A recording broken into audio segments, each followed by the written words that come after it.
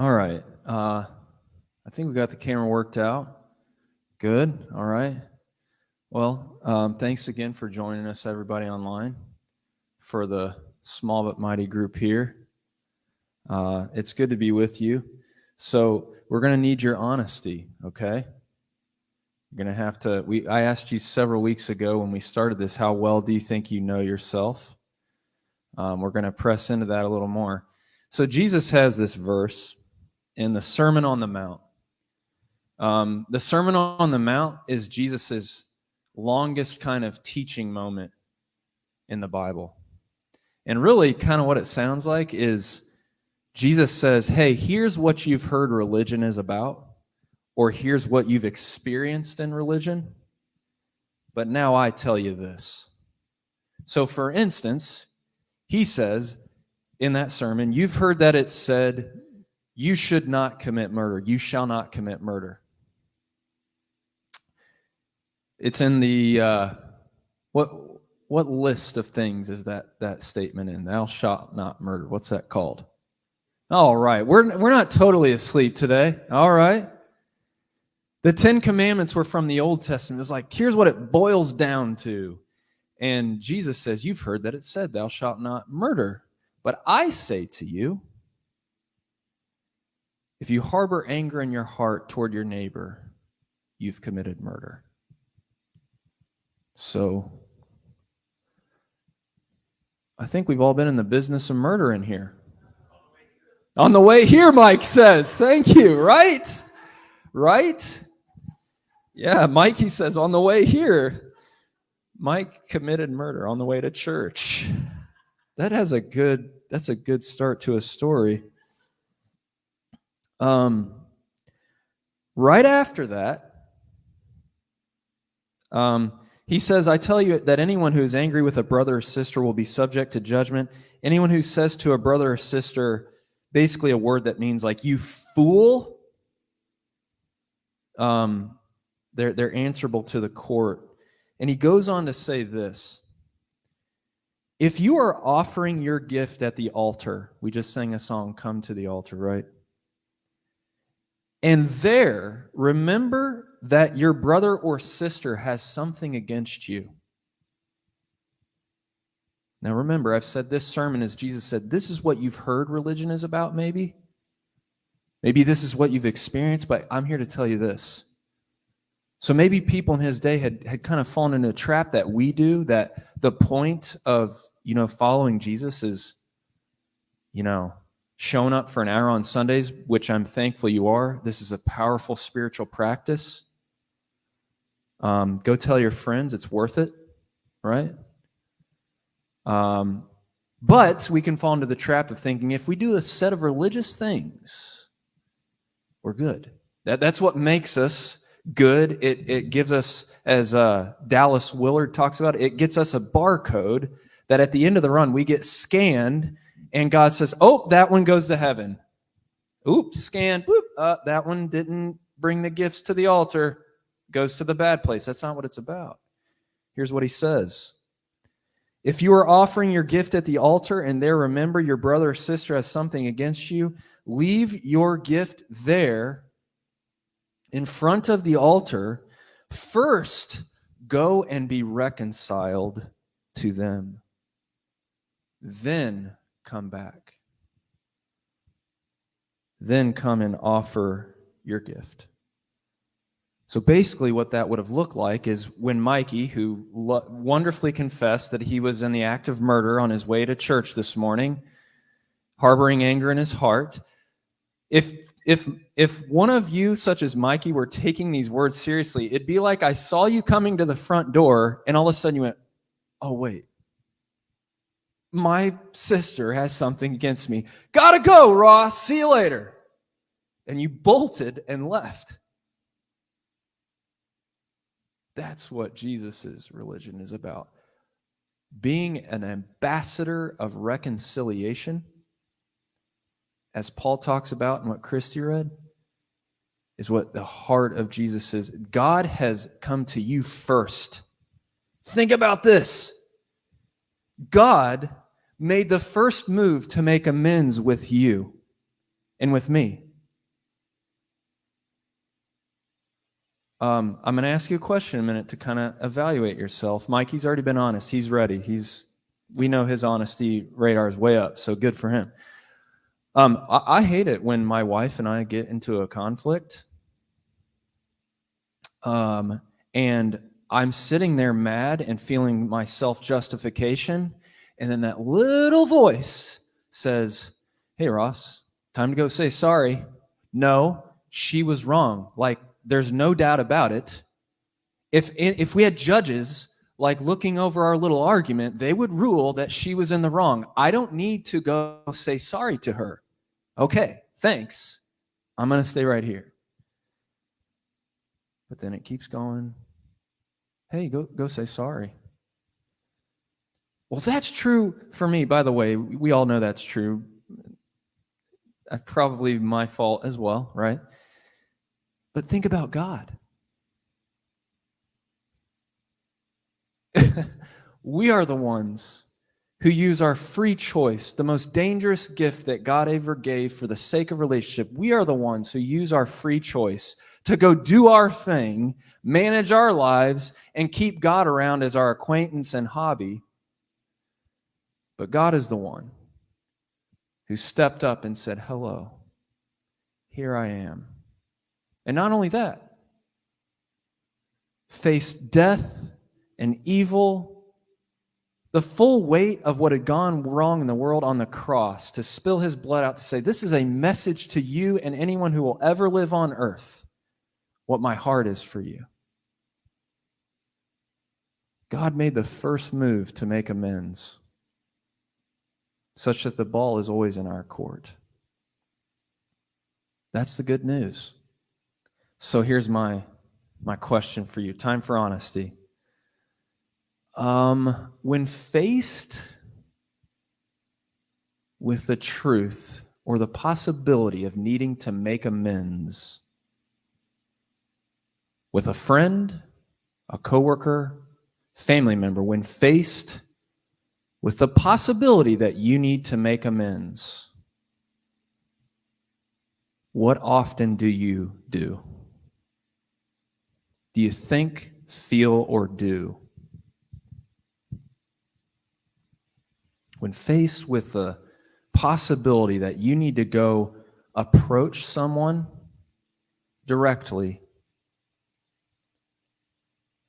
to maybe admit some wrongdoing, you've taken inventory of the situation, you've prayed about it, and you realize, man, I need to go have a conversation with them, and I need to own my part in it. What's your next thought? Do you even get to that thought? All right, I'll step aside, let you think, let you answer. Christy, pass along some answers from online.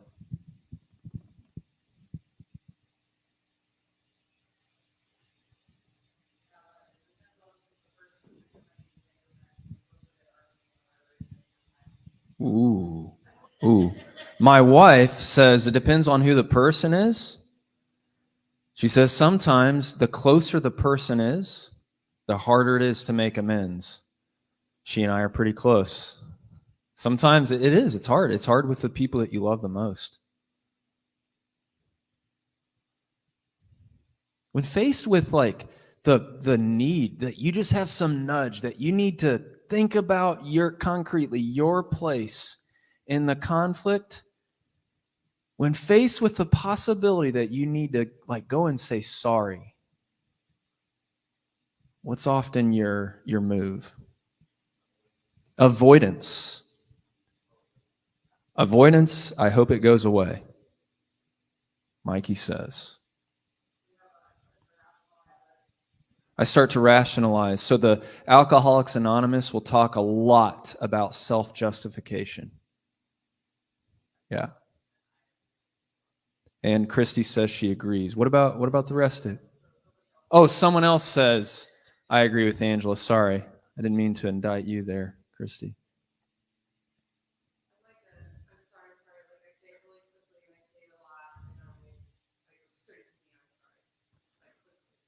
So Joan.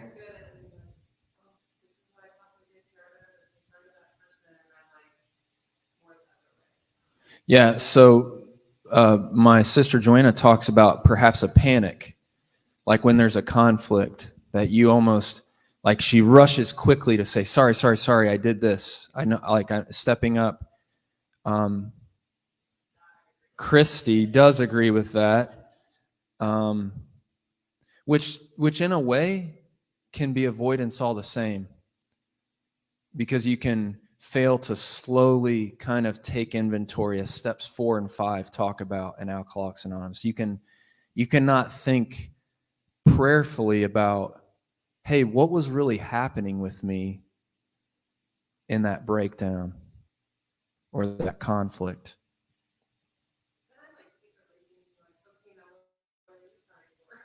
Oh, yeah. There it is. Yeah, and then secretly it's like, all right, now your turn. Come on. I said sorry. Lay it out. Come on. If you need help, I'll help you. Right? It's taught at such a young age. Yeah. Mikey says it's taught at such a young age that, like, we do it with our kids. Iva, God bless her sweet little heart, she loves to strike her brother. It's her first move. When she's faced with the breakdown, her first move is violence. And it's like a club. It's not even a punch. She just reaches way out here like, and we're like, all right, Iva, go say sorry. And we know she's not, she's 2, She hasn't really thought like, maybe I shouldn't club my brother. We're working on regulating emotions, right?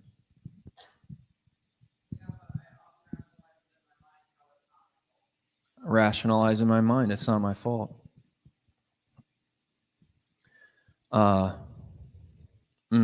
This is why I think when I read the AA literature, I find steps 8 and 9 to be the toughest. I think every step of recovery is difficult. As I've read, boy, these things have challenged me. I've been sharing my journey with these steps myself. I've been working the steps for my performance addiction, for ego, and every step of the way is difficult. I'm faced with now having to seek a confidant to do steps 4 and 5, and it's hard. But boy, I can imagine this step, because here's why. There's somebody in my life, not a family member, not even a friend, from years ago, that we had a falling out. And I was reading steps 8 and 9. And literally, as I was saying to myself, well, I'm not going to go make amends with that person, because honestly, like they were the ones who really, like, it was on them, like, repeatedly. So, and literally the next part of the big book says, like, maybe you will be faced with having to make amends with someone you consider to be an enemy, someone who hurt you. And I was like, oh, nope, I'm going to go to the next page here. Let's see what else it's got to say. And it talked about how important it is even there, almost more important there, to do that inventory, to make amends, and to think about, like, hey, did you have any part? It talks about cleaning up your side of the street. Oh, so now I'm faced with that, right? We pray this little prayer in the church where we say something like, forgive me for my trespasses as I forgive those who trespass against me. Ugh. Ugh. Yuck. I want to tell you a story, and then I'll bring it back to you. Hey, actually, I'll break for a question. Does talk of this, has it raised your anxiety at all?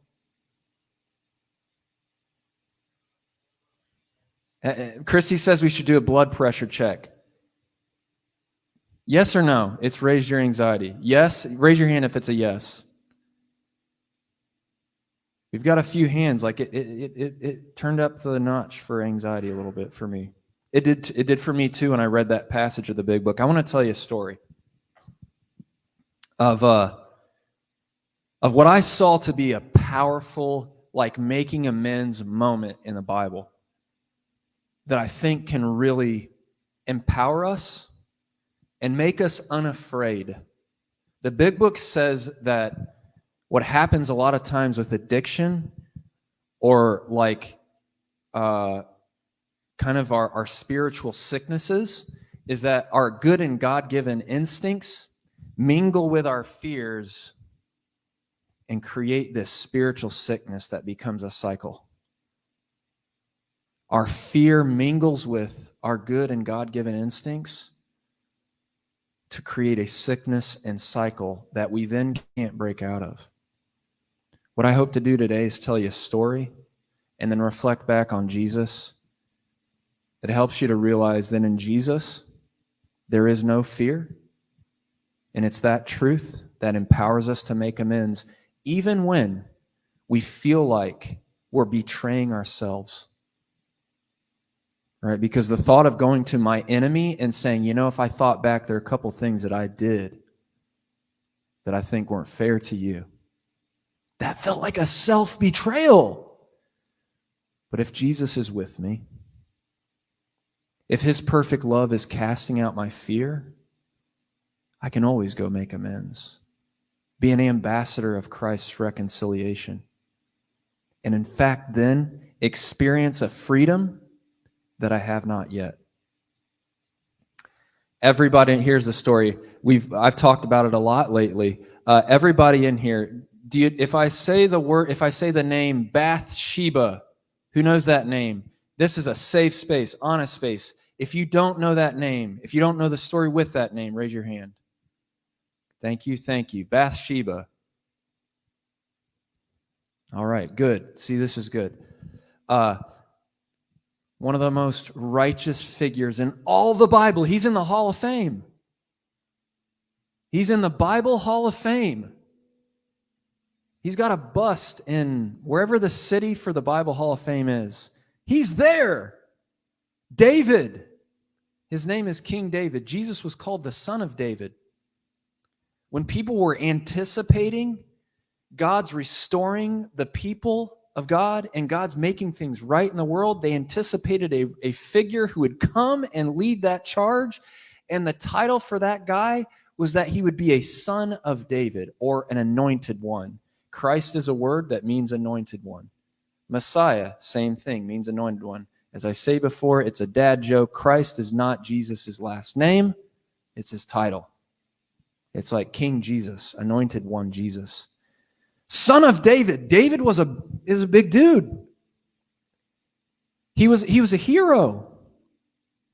When Samuel the prophet came to his daddy's estate, all the other brothers, Samuel went through the line one by one. Ding, ding, ding, ding, ding. Oh, this has got to be the one God's looking for. This one, this one, this one. And Samuel's like, it's none of these guys. And God's like, hey, there's one more tending sheep out there. He's the tiny brother. He's the runt. That is the one. That is the anointed one. His name is David.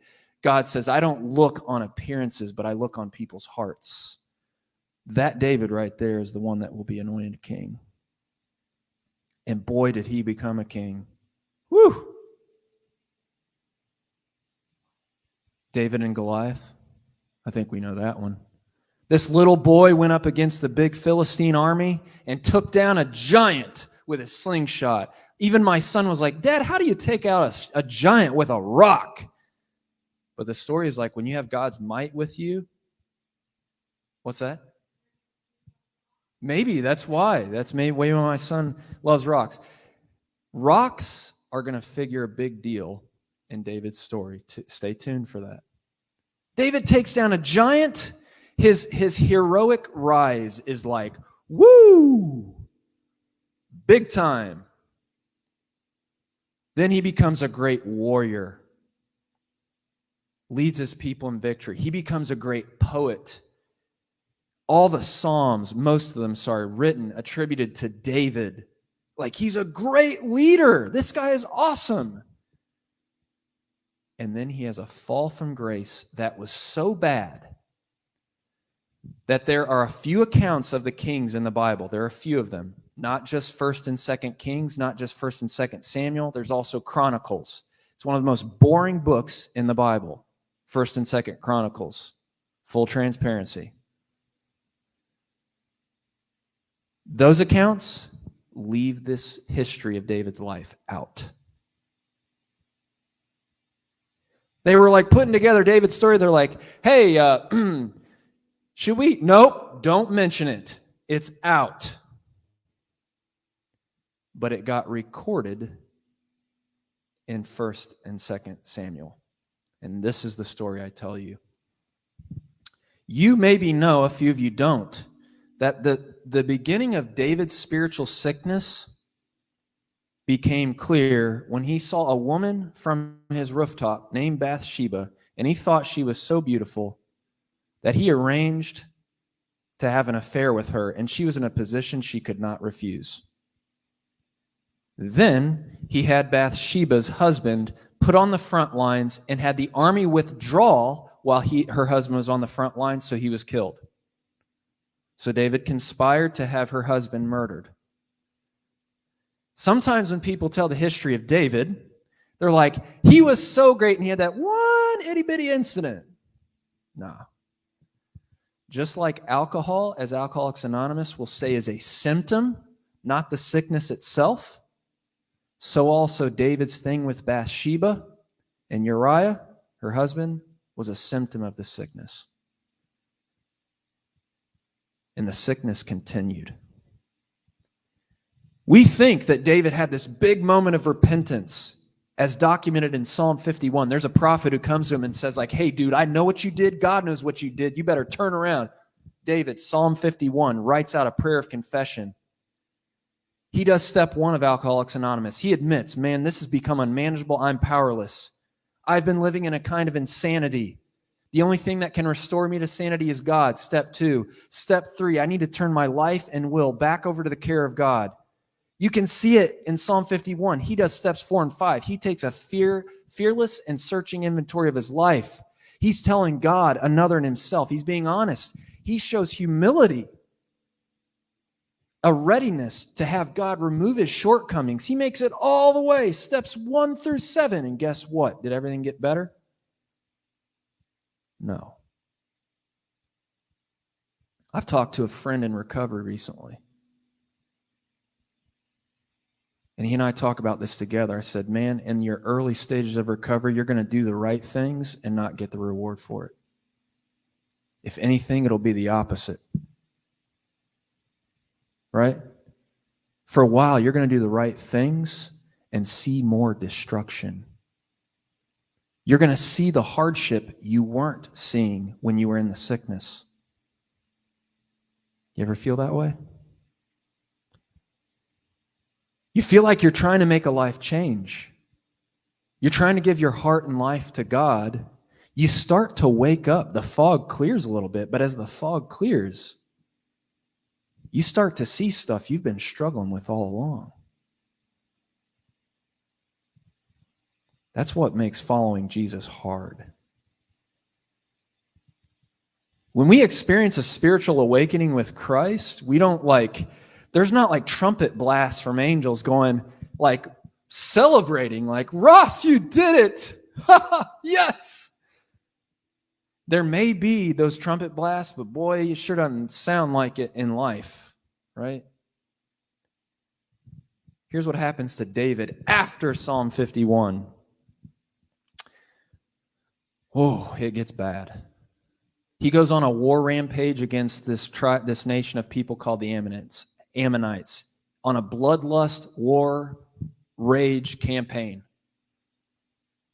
He falls back into his sickness, David does.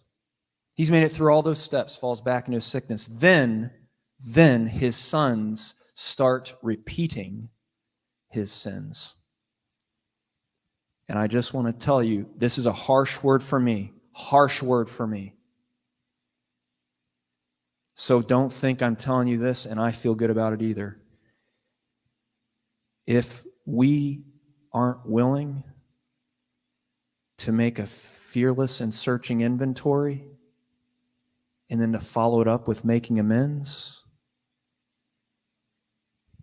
we tend to pass on things that we don't mean to. I don't like that truth either. We don't know sometimes the sickness that we have and the symptoms that are manifesting. Right? David's sons start repeating some of the things that he's tried to keep in the closet. One of his sons, trigger warning. I'm going to say something that you might want to kind of, if you've had a history of kind of assault, you might want to close your ears for a minute. One of his sons assaults one of his daughters. This happens in the wake of his repentance and recovery. Son assaults a daughter. Then another son hears about it and conspires to get the other brother murdered. That son's name is Absalom. Woo! Did that start a history of destruction in this relationship? David, guess what he does to Absalom when he hears, oh, sorry, I forgot. Why did Absalom have the brother murdered? Because Daddy David did nothing about the first brother assaulting the sister. He did nothing. Which may have been a symptom that he did not make amends with his own stuff. He didn't face up to his stuff. He's like, I don't want to make my son face up to it either. Then Absalom has that brother killed. Absalom then plots very carefully to get his dad, King David, thrown out of town. Absalom, just like his dad did, careful conspirator Absalom was. He sat outside the city gates while people were walking to the king's court to have disputes resolved. Absalom, like a street campaigner, greeted every single person who came to his dad's court and said, hey, how you doing? Listen, if you go in there, you're not going to get any justice, but if I were in charge, you would. Every person who came into the king's court, until the people started to love Absalom, he took over the throne. And David, here's what I want to tell you about. Remember I said rocks would figure in David's story? David ends up being rushed, fleeing from the city, barefoot, weeping, mourning, while a guy named Shimei walks from a higher elevation. So imagine, like, David's in like this little valley. There's this guy named Shimei who's walking along the whole way as he goes out of town, throwing rocks at him and calling him a murderer. His whole way out of town. Hero David. Woo! He's done all these steps of recovery. He's made it so far. And it ends up with him walking out of town barefoot, weeping, and having rocks pelting his head while someone calls him a murderer. Do you feel like that? Have you ever felt like that? You were trying to live out your recovery, and what it led to were people calling you names and throwing rocks at you. Maybe you just felt alone. Maybe you weren't literally getting rocks thrown at your name, but you just felt alone. David was never more alone in his life. So here's the point. Here's the point of the story that I want to bring to you today. David had a choice then, as you and I will, not just today, but through seasons in our lives of following Jesus. The road of transformation is hard. We will be met with rocks, insults, some of them coming from our own spirit. We are our worst critics. We are the best kind of prison guards for ourselves. The prison cells we find ourselves in, the people who hold the keys often, are the person you see in the mirror. David has a choice. Will I trust God yet in this season? and grow into the character that I have not had yet? Or will I continue in my spiritual sickness? That's his choice. Will I face up to the spiritual sickness that I have not yet admitted yet, because it involves making amends, taking a deep inventory of the people I have wronged, even ones who have harmed me, and praying about what I will do when I meet them face to face? Or will I avoid it?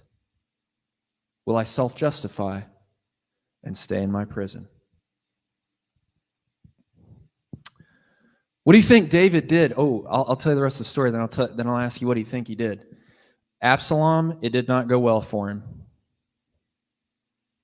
Absalom got caught in a thicket of trees while he waged war against his dad. Absalom brought a bunch of troops, tried to chase his daddy down. He forgot his dad was a killer warrior. Even though he was down and out, his dad was legit. Absalom got caught in a thicket of trees, and David's commander, though David said, "Take care of my son's life," this son who had wreaked havoc and had kicked him out of town, David said, "Take care of that boy." He started to show signs of transformation. Absalom dies. David makes his way back into the city as king, and as he's making his way back into the city as king, who is the first person to greet him, do you think? The guy who threw rocks at him and called him a murderer the whole way out of town. He shows up, is the first person to greet him, and cries out for mercy. Have mercy on me, King. And there's an advisor next to David who's like, there he is. You've got the power, you've got the authority, you've got the justification in this guy's life, King. And David has this incredible line. He basically says, like, first of all, no, I'm not going to do it. But then he says, do I not know today that I am king? Do I not know today that I am king? In other words, have I learned nothing? Back then, when I was acting the way I did, I clearly did not have any awareness of the position God had given me. I abused it. My character went to pot. I lived out of my spiritual sickness. Do I not know today that I am king? Will I not be an ambassador of reconciliation?